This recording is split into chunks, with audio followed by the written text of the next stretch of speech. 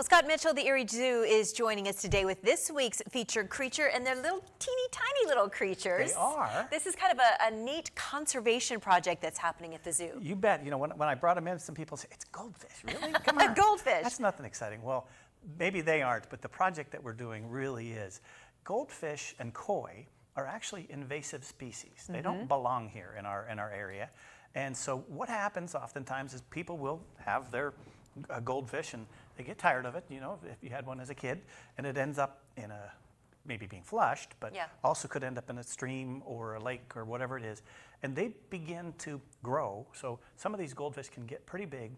Some goldfish like these guys can live to be 10 years old. Some can maybe be 30 years old. So they continue to grow, particularly in a big body of water like that. So, and they really do compete with native fish. So we're creating a new program to collect goldfish. And it's a very short program. This is a test program. So we'll bring them into the zoo. They're only able to drop them off from September 5th to the 8th. And we do ask that you sign up in advance, so we're prepared for it. And you can go to our website, and under conservation projects, you can find it. So once they go through quarantine and they'll get a little bit of a vet check, and in a pond, there's a moated area in the center of the zoo, and we've turned that into the Last Chance Lagoon. The Last Chance Lagoon. And you're going to be studying these little goldfish.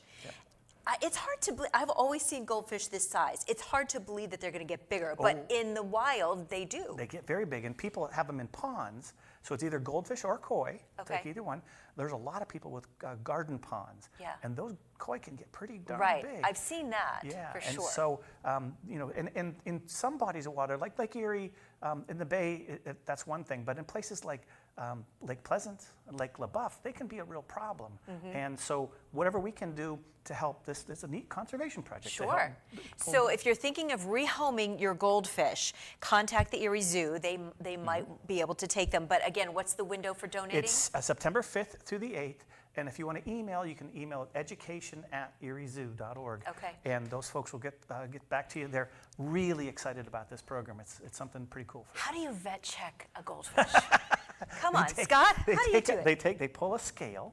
They physically pull a scale, and they have to have it tested.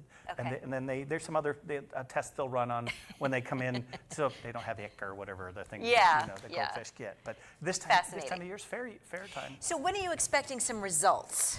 Quickly, because again, this period of time is pretty quick. We want to get them into the lagoon as quickly as we can. Our horticulture staff did all kinds of work on it with bubblers and catfish or cattails and all kinds of stuff.